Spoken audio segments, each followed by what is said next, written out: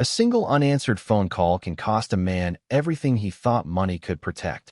The shrill beeping of a fetal heart monitor cut through the quiet delivery room like an alarm no one wanted to hear. Emily Carter gripped the hospital bed rail with trembling fingers as another wave of labor stole her breath. At 30 years old and 38 weeks pregnant, she had imagined this moment 1,000 different ways. Ethan would be holding her hand. He would whisper that everything would be all right. They would hear their baby's first cry together. Instead, the chair beside her bed sat empty beneath the harsh fluorescent lights while her phone rested on the blanket, its screen glowing with another unanswered call. Still no answer? Nurse Melissa Dawson asked gently, checking the baby's heartbeat before offering Emily an encouraging smile that could not quite hide her concern. Emily swallowed hard and forced herself to nod. He's probably busy. The words sounded less believable every time she repeated them. Across town, crystal chandeliers reflected off polished marble as champagne glasses clinked inside the grand opening of one of Manhattan's newest luxury hotels. Ethan Brooks, founder of Brooks Capital and one of New York's fastest-rising millionaires, stood beneath flashing cameras wearing a tailored navy suit that looked as flawless as the confident smile on his face. Beside him stood Sophia Grant, the glamorous social media influencer who had become a permanent fixture at every public appearance over the past 6 months. As photographers called their names, Sophia leaned closer and laughed at something Ethan whispered, while another vibration buzzed inside the pocket of his jacket. He glanced at the screen for barely a second. Emily. He pressed decline without breaking his smile. Everything okay? Sophia asked, slipping her arm through his. Ethan shrugged. Just another hospital update. They'll call if it's important. Back in room 412 at St. Mary's Medical Center, Emily stared at the call timer ending once again without an answer. Her lips quivered, but she refused to cry. Not now. Not when their son needed her to stay strong. She remembered a different Ethan, the young accountant who had proposed with a modest ring beside a quiet lake, promising that success would never matter more than family. Together, they had worked late nights around a tiny kitchen table, balancing bills and dreaming about building a better future. She had believed every promise because, back then, he believed them too. Another contraction tightened across her body, stronger than the last. Dr. Rachel Morgan entered with calm urgency, studying the monitors before kneeling beside the bed. Emily, your labor is progressing faster than we expected. We're going to take excellent care of you. But if your husband is coming, now would be the time. Emily looked at the phone one more time. The screen remained painfully silent. Outside the hospital window, the Manhattan skyline sparkled with celebration. Inside, beneath the steady rhythm of machines and quiet footsteps echoing through the hallway, a mother waited alone while the night quietly prepared to change far more than one family's future. Dr. Rachel Morgan quietly adjusted the monitor before looking back at Emily with the kind of steady confidence that only years of delivering babies could bring. Your son is doing well, she said softly, but we need you to focus on your breathing. Right now, he needs you more than anyone else. Emily nodded, though her eyes drifted toward the silent phone resting beside her pillow. 23 missed calls. 9 unanswered text messages. Not one reply. She picked up the device again and pressed Ethan's name with shaking fingers. The ringing echoed through the room, each second stretching longer than the last. Then the familiar automated voice answered once again. She lowered the phone without saying a word. Nurse Melissa gently squeezed her shoulder. Sometimes people miss calls during important events. I am sure he will come. Emily wanted to believe that. She truly did. But somewhere deep inside, a quiet voice reminded her that this was not the first important moment Ethan had missed. It had started almost a year earlier, shortly after Brooks Capital secured the billion-dollar acquisition that transformed Ethan from an ambitious entrepreneur into one of New York's most celebrated financial executives. Interviews replaced family dinners. Charity galas replaced weekends together. Business trips became more frequent, and the conversations that once lasted hours slowly disappeared into polite 5-minute exchanges between meetings. Emily had convinced herself it was temporary. Success demanded sacrifice, she thought. They were building a future for their child. Then Sophia Grant appeared. At first, she was simply the marketing consultant hired to expand the company's public image. Soon she was standing beside Ethan at every product launch, every magazine interview, every televised fundraiser. Newspapers described them as New York's newest power duo. Social media filled with glamorous photographs, while Emily quietly remained outside every camera frame. She never accused Ethan of anything. Whenever she asked why Sophia accompanied him everywhere, he always smiled with practiced patience. Public relations, he would say. People love stories. It helps the business. Emily wanted to trust the man she had built her life with. She ignored the growing loneliness because she believed marriage required faith even when life became complicated. Another contraction interrupted her thoughts. She closed her eyes, breathing exactly as Dr. Morgan instructed. The baby's heartbeat remained strong, steady, comforting. The tiny rhythm sounded almost like a promise that one pure thing still existed in the middle of all the uncertainty.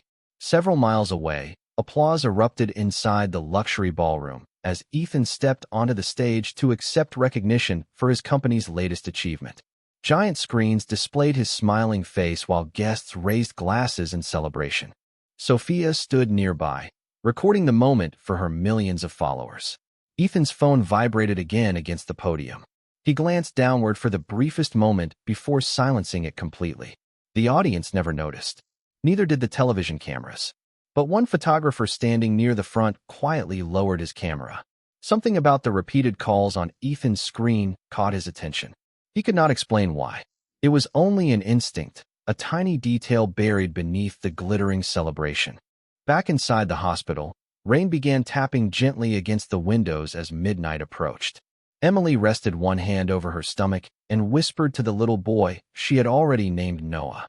"Your mommy is here," she said with quiet determination. "No matter who else does not show up tonight, you will never face this world alone." Outside her room, another nurse hurried down the hallway carrying fresh supplies, while Dr. Morgan reviewed new test results. The peaceful rhythm inside the delivery floor had begun to change, and although no one realized it yet, the next hour would place one ordinary photograph on a path toward changing countless lives.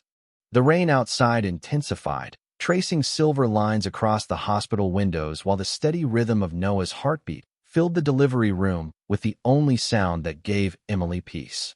Dr. Rachel Morgan carefully reviewed the latest monitor readings before exchanging a brief glance with Nurse Melissa Dawson. The expressions on their faces remained calm, but years of experience had taught them that every minute mattered once labor advanced this quickly. "Emily," Dr. Morgan said gently, pulling a chair beside the bed, "your son is responding well, but we may reach a point where decisions have to be made quickly. We still hope your husband arrives in time." Emily looked toward the empty chair once more. It had remained untouched since she entered the hospital hours earlier.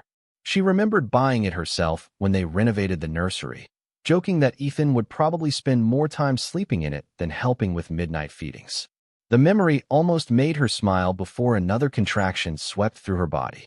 She closed her eyes, breathing carefully, refusing to let fear replace determination. Across Manhattan, the celebration had only grown louder. The ballroom lights shimmered across polished glass as guests congratulated Ethan on another remarkable business milestone. Reporters surrounded him with questions about future investments, charitable foundations, and expansion plans. Sophia Grant stood comfortably beside him, smiling whenever another camera pointed in their direction. One television host asked them to pose together near the enormous floral display decorating the entrance. As another round of photographs flashed across the room, Ethan finally removed his phone from his pocket. 27 missed calls, several text messages from the hospital, one voicemail notification. His thumb paused over the screen for a brief second. Before he could open it, Sophia lightly touched his arm. "Everyone is waiting for you inside," she said with an effortless smile. "They are about to announce the partnership." Ethan slipped the phone back into his jacket. "I will check it later." The photographer standing nearby quietly captured that exact moment without realizing why it felt important. Not the glamorous pose prepared for the magazines, but the split second when a man looked at repeated calls from the delivery room and chose to put the phone away. Inside St. Mary's Medical Center, Emily's breathing became more controlled as the nurses prepared additional equipment. Nurse Melissa brushed a loose strand of blonde hair away from Emily's forehead and offered a reassuring smile. "You are stronger than you think." Emily managed a faint smile in return. I just wanted Noah to meet both of his parents today. The room fell quiet for a moment. No one knew the right words to answer that hope. At the nurse's station, a young medical resident named Daniel Ortiz reviewed Emily's chart before noticing the untouched family waiting area outside her room. Every other delivery that evening had grandparents carrying balloons, excited siblings running through the hallway, or anxious fathers pacing near the doors. Room 412 remained completely silent. Daniel looked through the partially open doorway and saw Emily resting one hand on her stomach while holding her phone in the other. The image stayed with him as he walked away. He did not know that only a few hours later another person would see something remarkably similar through an entirely different camera lens. Sometimes history does not begin with headlines or speeches. Sometimes it begins with a single quiet choice, made in one room while another choice is celebrated somewhere else, and neither person realizes that both moments are already moving toward the same unforgettable ending. Just after 12:15 in the morning, the atmosphere inside St. Mary's Medical Center shifted almost imperceptibly. The hallway remained quiet. The overhead lights still cast their pale glow across polished floors, and nurses continued moving from room to room with practiced efficiency. Yet everyone assigned to room 412 could feel the urgency increasing with every passing minute. Dr. Rachel Morgan reviewed another set of readings before speaking in the same calm voice that had reassured hundreds of mothers over her career. Emily, your body is working exactly as it should, but Noah is ready to meet the world sooner than we expected. We need you to stay focused on your breathing. We are right here with you. Emily nodded, although exhaustion had begun to settle behind her eyes. Between contractions, she unlocked her phone once again. The wallpaper showed a photograph taken almost 8 months earlier. Ethan was kneeling in the nursery with one hand resting gently on her growing belly, both of them laughing because he had just painted a blue streak across his own forehead. Looking at that picture felt like looking at strangers. She listened to Noah's steady heartbeat through the monitor and whispered, "Your daddy promised he would never miss today." The words disappeared into the soft hum of medical equipment. Several miles away, the celebration reached its grand finale. Music filled the ballroom as guests gathered beneath a massive crystal chandelier for a commemorative photograph marking the successful partnership announcement. The event coordinator asked everyone to move closer together. Sophia smiled brightly beside Ethan while photographers counted down. 3, 2, 1. Flash after flash illuminated the room.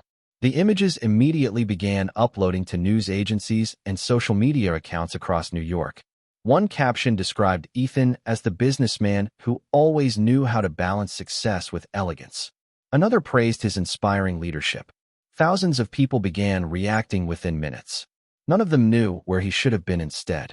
Standing near the back of the ballroom, veteran photojournalist Michael Reynolds quietly reviewed the pictures on his camera. His attention lingered on one frame that was never meant to be the headline. Ethan was smiling toward the audience, but his left hand still rested near the phone inside his jacket pocket, almost as if something unfinished had briefly crossed his mind before the applause pulled him back. Michael had covered stories for nearly 30 years. He trusted instincts more than appearances, and something about that single image refused to leave him. Back at the hospital, Nurse Melissa stepped into the hallway to update the front desk before noticing a maintenance employee helping move fresh linens through the maternity wing. The employee paused for a moment after glancing through the partially open door of room 412. Emily sat alone beneath the fluorescent lights with hospital bracelets around her wrist, one hand protecting her unborn son while the other still held the silent phone. The contrast between the quiet room and the hope still visible in her expression struck him deeply. Without thinking, he pulled out his own phone. He did not photograph her face. He respected her privacy too much for that. Instead, he framed only her hand holding the unanswered phone beside the hospital bracelet, with the tiny blue knitted baby hat resting near the pillow. It was a simple image filled with silence rather than drama. He slipped the phone back into his pocket almost immediately, unaware that before sunrise the photograph would leave the hospital, travel across the internet, and become the picture that millions of strangers would never forget. A little after 1 o'clock in the morning, the first cry finally echoed through room 412, soft at first, then wonderfully strong. Every nurse in the delivery suite smiled. Dr. Rachel Morgan carefully lifted the healthy baby boy before wrapping him in a warm blue blanket. "Congratulations, Emily," she said with genuine warmth. "Meet Noah Carter Brooks." Tears rolled silently down Emily's cheeks as the tiny infant settled against her chest. His fingers instinctively curled around one of hers with surprising strength. After hours of uncertainty, everything around her suddenly became quiet. The monitors continued their steady rhythm, nurses completed routine examinations, and the rain outside gradually faded into a gentle drizzle. Emily looked into her son's bright eyes and whispered, "You have no idea how loved you already are." Yet the empty chair beside her bed remained exactly where it had been all night. Nurse Melissa softly asked, "Would you like us to try calling your husband again?" Emily hesitated for several seconds before giving a small nod. Melissa stepped into the hallway and dialed Ethan's number herself. The call rang. Then it went directly to voicemail. She left a brief professional message informing him that both mother and baby were healthy and encouraging him to contact the hospital immediately. There was still no response. At nearly the same moment, the maintenance employee who had quietly taken the photograph earlier finished his overnight shift. His name was Thomas Bennett, a 58-year-old grandfather who had spent more than 2 decades working inside St. Mary's Medical Center. During a short coffee break, he looked at the picture again.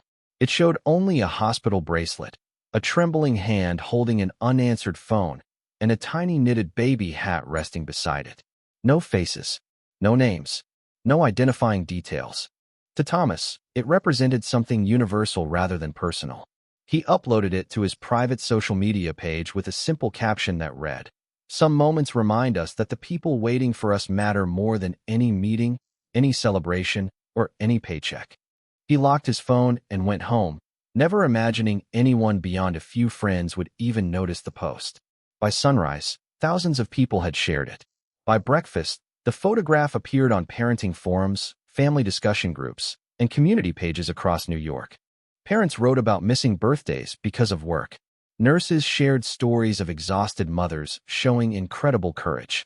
Fathers commented that no business success could ever replace witnessing the birth of a child. The image spread because everyone believed they recognized a piece of their own life inside it. No one knew who the woman was. No one knew where the picture had been taken. No one knew that the unanswered calls belonged to one of the city's most recognizable businessmen. Meanwhile, Ethan finally walked into his penthouse just after sunrise, loosening his tie while scrolling through overnight business updates. Sophia had left an hour earlier after congratulating him on another successful event. His assistant had already sent dozens of messages summarizing press coverage from the gala. Then one notification appeared that had nothing to do with finance. A friend had forwarded the mysterious hospital photograph with a short message underneath. "This picture has everyone talking today. Makes you think about what really matters." Ethan paused for only a moment before opening the image. Something about the blue knitted baby hat, the hospital bracelet, and the unanswered phone stirred an uncomfortable feeling he could not yet explain. For the first time since the celebration began, he unlocked his missed calls instead of dismissing them, and the color slowly drained from his face as he counted every unanswered attempt Emily had made throughout the longest night of her life. The silence inside Ethan Brooks's penthouse felt heavier than the applause that had surrounded him only hours before. He stared at his phone, scrolling through every missed call with growing disbelief. 28 calls from Emily. From St. Mary's Medical Center. 2 voicemail notifications. His pulse quickened as he pressed play on the first message. Nurse Melissa's calm voice filled the room. "Mr. Brooks, this is St. Mary's Medical Center. Your wife has been admitted to labor and delivery. Please contact us as soon as possible." The second message arrived hours later. "Mr. Brooks, this is another update. Mother and baby are both stable. Please return our call at your earliest convenience." Ethan lowered the phone without moving. Stable. Mother and baby. The words should have brought relief. Instead, they settled over him with a weight he had never experienced before. His son had entered the world, and he had not been there. Before he could gather his thoughts, another notification appeared. Then another. His company's public relations director had sent an urgent message asking him to call immediately. When Ethan opened the business news feed, the mysterious hospital photograph had become the most discussed image of the morning. Thousands had become hundreds of thousands. The The comments were no longer simply about family or priorities. Amateur investigators had begun comparing details. Someone recognized the distinctive blue knitted baby hats given exclusively to newborns at St. Mary's Medical Center. Another user connected the timing with photographs from the luxury gala the night before. Then one account posted a side-by-side comparison.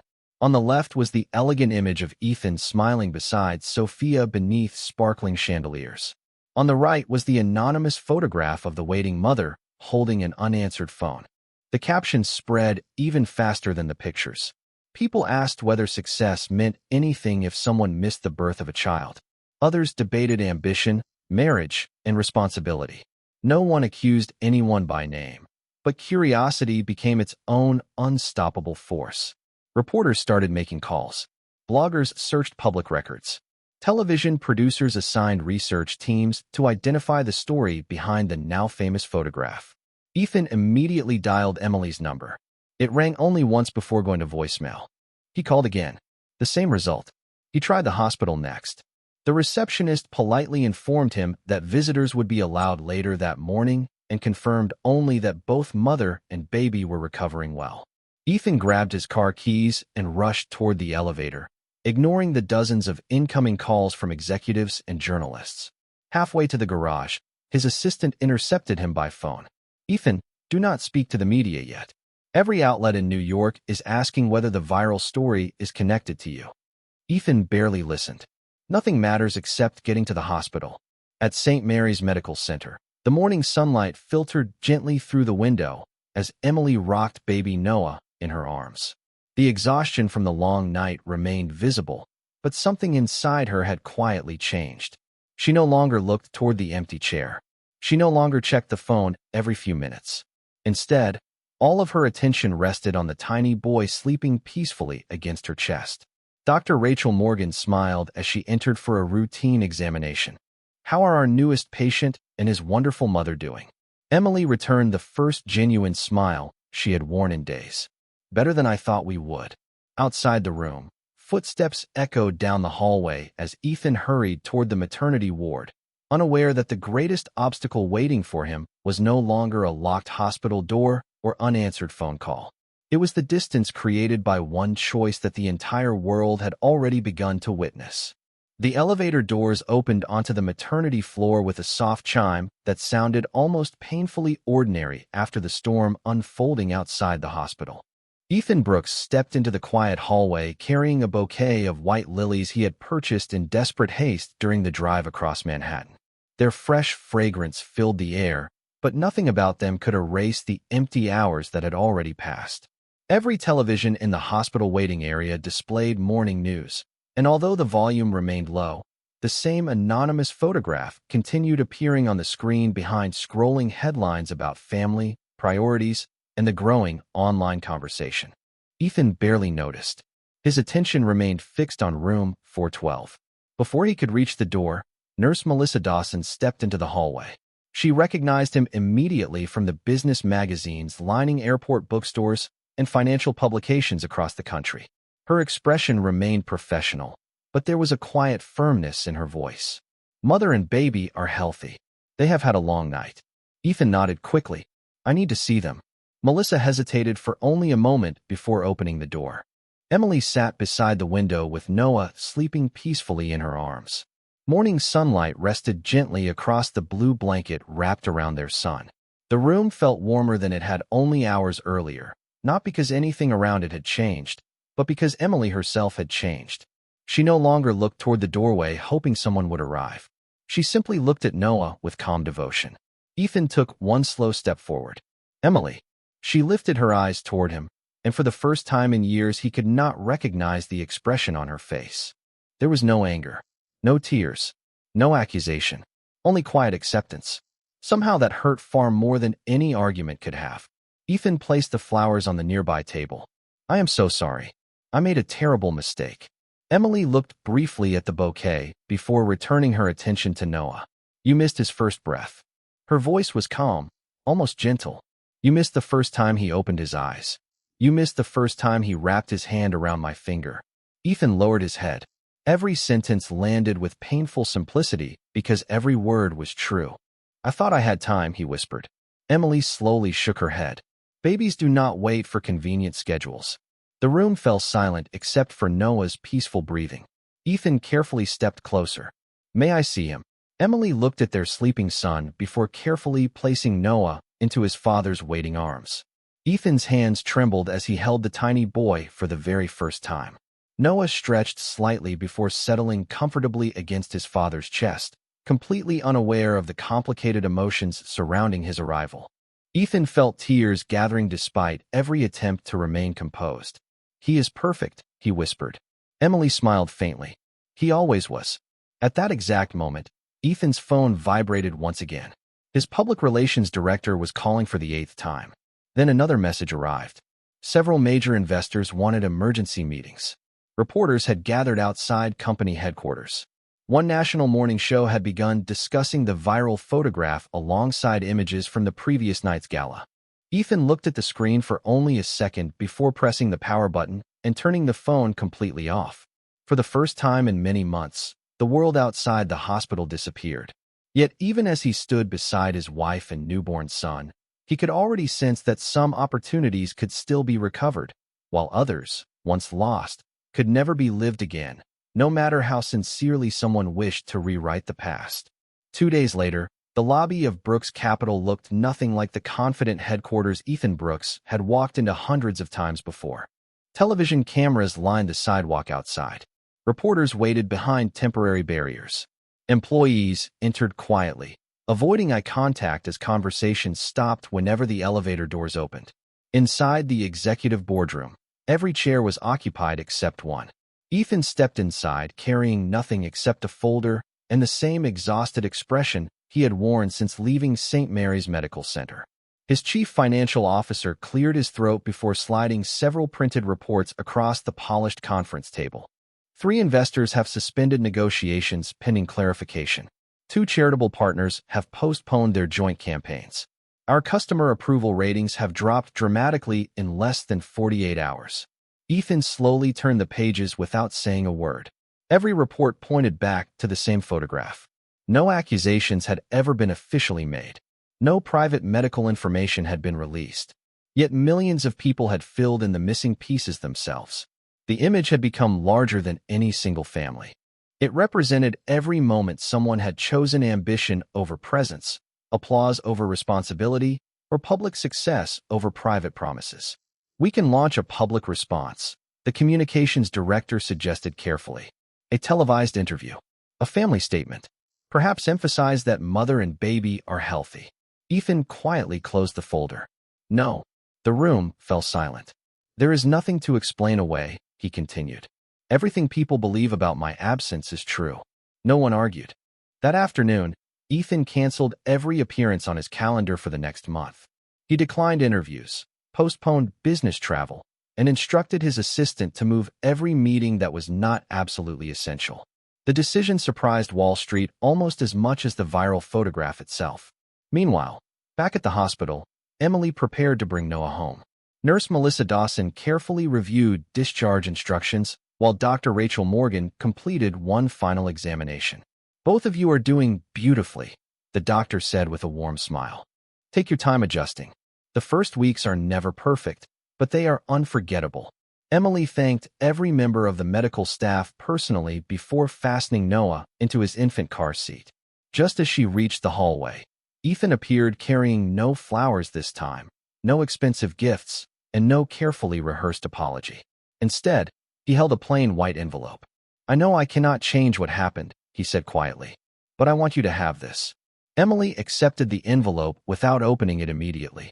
Inside was a handwritten letter, not typed by an assistant, not reviewed by attorneys, and not prepared for public relations.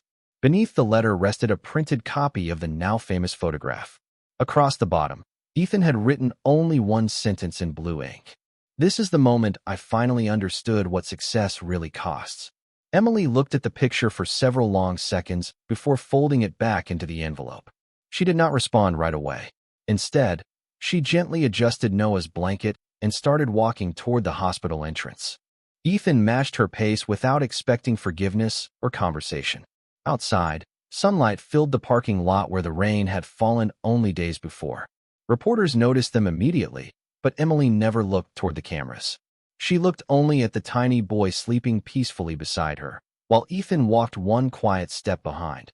Finally realizing that rebuilding a company might take months, rebuilding a reputation might take years, but rebuilding trust inside a family would require something far more difficult than either of those things. 1 year later, spring sunlight poured through the wide windows of a quiet neighborhood park where laughter had replaced the echoes of hospital monitors and unanswered phones. Noah Brooks had just learned to take his first confident steps across the soft green grass, his tiny sneakers wobbling as he chased a bright red ball that never seemed to roll quite fast enough. Emily Carter stood nearby with the same gentle smile she had worn the moment she first held her son, although there was something different about her now. The uncertainty that had once shadowed her eyes had disappeared.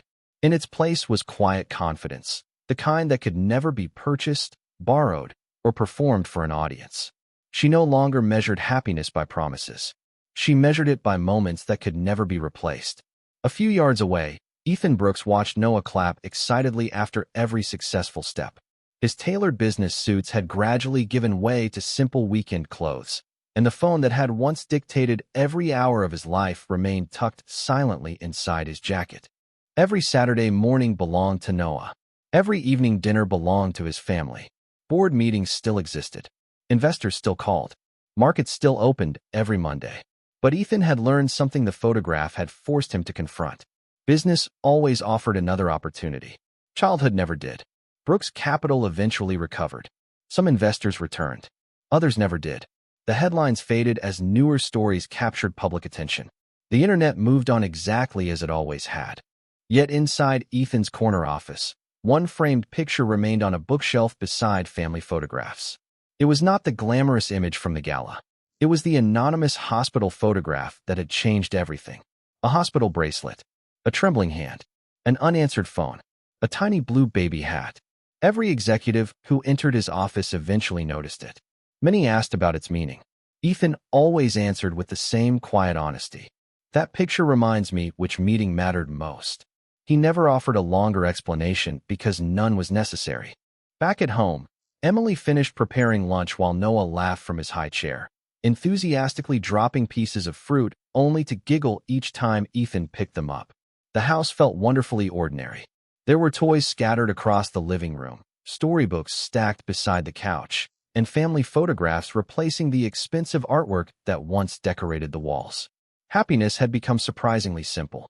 That afternoon, Emily opened a small keepsake box containing Noah's hospital bracelet, his first knitted blue hat, and the white envelope Ethan had handed her outside St. Mary's Medical Center. The photograph remained inside, carefully preserved. She studied it for only a moment before placing it back into the box and closing the lid. Some memories existed to cause pain. Others existed to prevent people from repeating it. Ethan walked into the room carrying Noah in his arms, both of them laughing over something only they seemed to understand. Emily looked at them for several quiet seconds before smiling. Nothing about the past could be rewritten. The empty chair in the delivery room would always remain part of their story. But every chair around the dinner table was full now, and every birthday, every school recital, every first step after that unforgettable night would be witnessed together. Outside, the afternoon breeze gently stirred the trees while Noah reached for his father's hand without hesitation. Ethan held it carefully, understanding that trust is never rebuilt through grand speeches or expensive gifts. It is rebuilt one ordinary day at a time. And sometimes, the greatest fortune a man can ever earn is simply being present when the people he loves look up and discover that he is finally there.